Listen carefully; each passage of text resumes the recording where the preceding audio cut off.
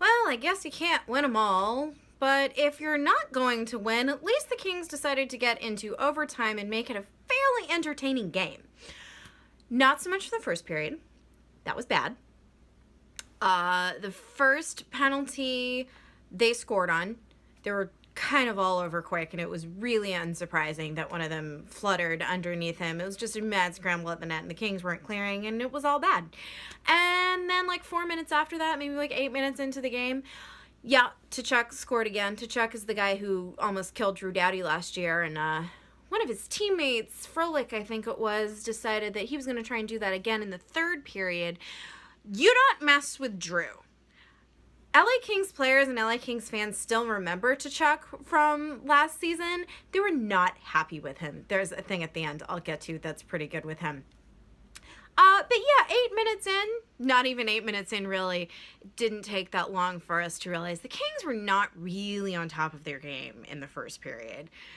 We were lucky to make it out 2-0. Even Quick was not his usual magic self. He was a little slow tracking the puck. He was not as sharp. None of the Kings were sharp. They were kind of playing on their heels. They were not connecting. There was no chemistry. There were a lot of penalties in the first period that didn't necessarily, that shouldn't have necessarily been penalties. There was one on Andreoff, which just made me want to, smack him in the face.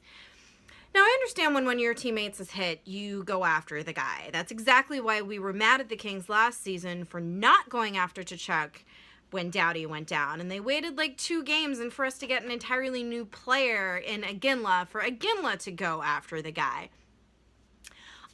So I totally get that, but if you're gonna go after the guy that takes out one of your teammates, and Clifford did in fact leave the game and not come back, and he's now out with an upper body injury, don't know how long that's gonna take, but that's gonna suck.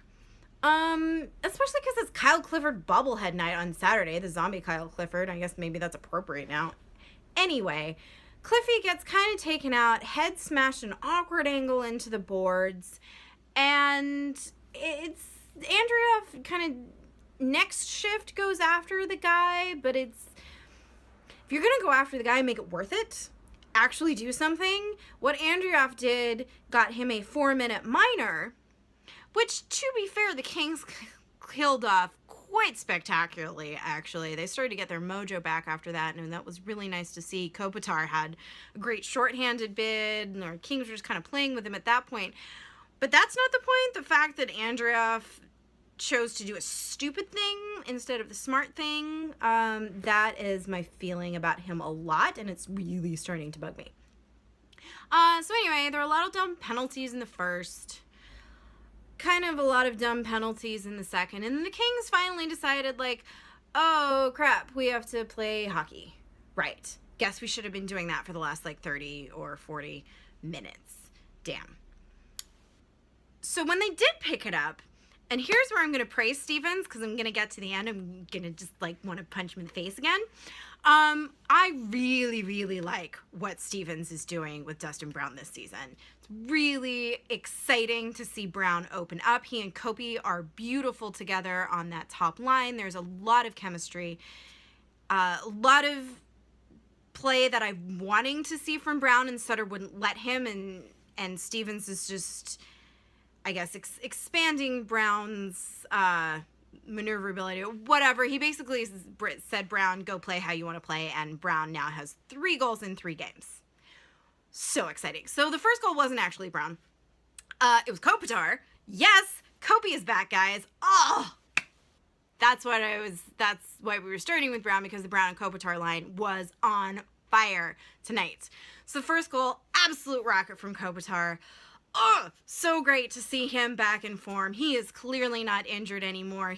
And it's really changing the spirit of the team, I think. It's very uplifting, especially when the guy you rely on in Quick has maybe not been quite up to, not that he was a bad goalie tonight. He was just bad for Jonathan Quick standards, which are exceptionally high. So when you're not having as solid support from that blue line as you're wanting, Jake Muzzin, what?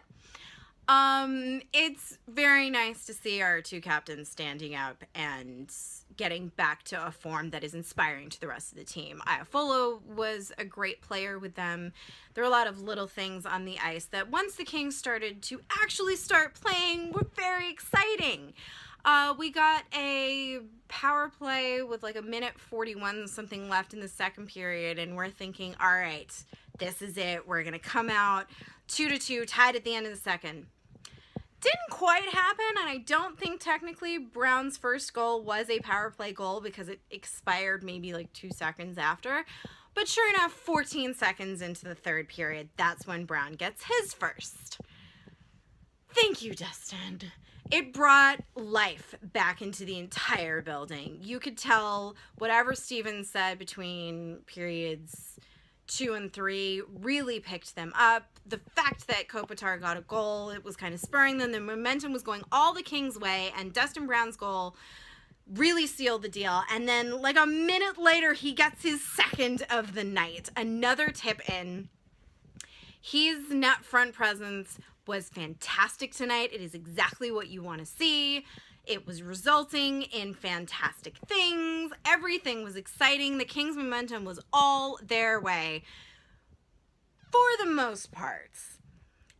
Then some utter craziness started to go on.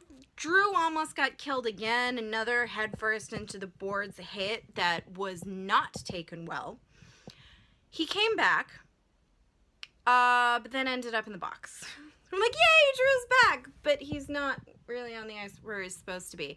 Tkachuk scores the tying goal with maybe 6 minutes left. So close, guys. Remember how you play 60 minutes of hockey? Yes, 60 full minutes. So you can't just coast back on a 3-2 lead. You really gotta keep it going. I mean, it was a pretty sweet goal from Tkachuk. I don't like to give him credit, but it was a great shot, unfortunately. So we're tied 3-3. So Drew's in the box, and then it's hard to tell exactly what happened. Then Quick kind of gets into a thing, and he looks like he's beating up someone, but I think what actually happened is the guy fell on top of Quick and was like yanking his mask back in order to stay up or something. So that then causes a scuffle between a bunch of other players behind it. And you know Quick, his mask is off already. He's like wanting to throw the gloves too. He chooses not to. There are some penalties that happen. Tkachuk, I believe, is one of them, because the funniest thing I saw all night was Drew Doughty already in the box, just screaming. I would not want to be like, you know, the guy, the official that sits in the box making sure it's the time, because he was railing against the penalty box at Tkachuk and whoever else ended up in there. Just there was gesturing, there was likely obscene words from what I could gather. It was highly entertaining. So then there was some more penalties, and in the last 4 minutes or so, maybe 6 people ended up in the box at various times. I think at the most there was 2 or 3. But it was kind of mass chaos there for a little bit. The Flames had a couple of good bids in the last couple of minutes that Quick kept us in the game, including one with maybe 30 seconds to go. We're thinking, no, don't give up the game with 30 seconds. So we go into overtime, tied 3-3. After mass craziness has kind of calmed down a little bit. And 3-on-3, we're thinking this is great. This is where the Kings excel. Brown was still in the box for the first maybe 30 seconds of it, I believe. So maybe he can't get his hat trick. But we're thinking as soon as he gets out, we're going to put him on the ice, because he almost did it. Almost did it in the third. Oh, such a great red.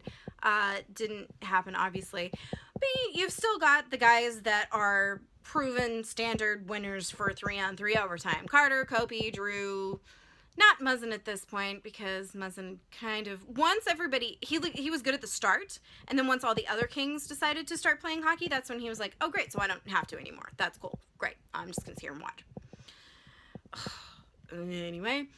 But it didn't exactly go the way it should have, because this is where I'm going to really question Steven's decision. First, it was Carter, Kopi, and Drew and that's a great combination. And then for some reason it became Shore, Lewis, and Muzzin. And while I have nothing against Lewis, I love Lewis. He was the LA Kings' leading goal scorer for a while. I mean, I guess I get that choice, but if you're going to put Lewis out there, why are you putting him with Shore and Muzzin, who had been a train wreck for the third period? Like, what? What the hell are you doing? Are you trying to lose the game? Because that's exactly what happened. There's a bad turnover from them. It was so obvious from the entire setup of the play that it's gonna be a goal. I could tell from maybe 20 seconds before it happened that this is where that's ending up. Quick was completely overextended. He had no defense to help him out. And then sure enough, rebound goes right in the back of the net where Quick has just left the whole thing wide open. You're just like, why? Why? I'll take the 1 point. That's good. The Flames looked a little scarier than I wanted them to. I don't like them so much. They're kind of a dirty team, and the refereeing was, shall we say, interesting tonight. There are a lot of calls I perhaps wouldn't have made. But if that's going to be the matchup for this season, I think we can do better.